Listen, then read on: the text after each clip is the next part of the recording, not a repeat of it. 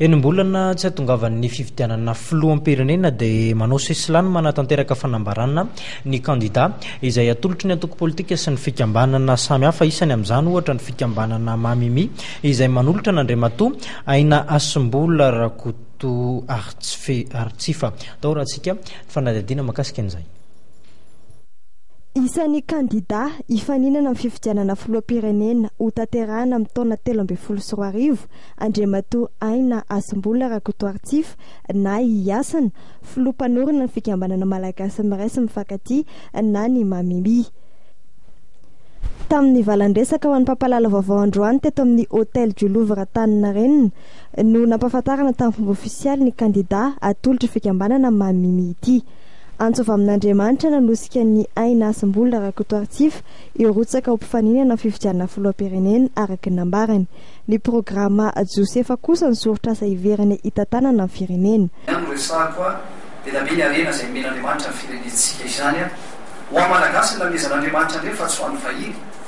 ary tsika tsy nifidy ataovy malagasy izay fa Andriamanitra nahary atsika dia napetraka teo ambony tany fino arena feno zavatra sarobidy ka ireo arenany men'Andriamanitra ireo ao anatin'ilay programa Josefa dia ahoana ny fomba hitantanana ny arena eto amin'ny firenentsika izay tsy ilaina ny mpamajo vola izany banque mondiale na FMI azo antoka fa tsy ilaina ny reny fa afaka mampandroso amin'ny Madagasikara ireo arena izay anany eto amin'ny firenena ity ary tsy tena afaka mampandroso any fa afaka mampindrana ihany koa izy.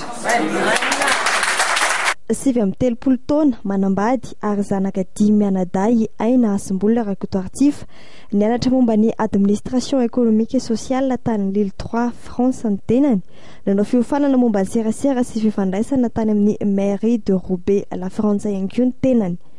Efa nanatanteraka fitsidiam-paritra tany Europe sy uranosy rahavavy ihany koa ity kandida ity. Ny taona 3 moa niverina teto Madagasikara iasina ka nanomboka ny asa fanasoavana fiarahamonina tamin'ny alalan'ny fananganana ny fikambanana LGWay na ny Life Giving Water.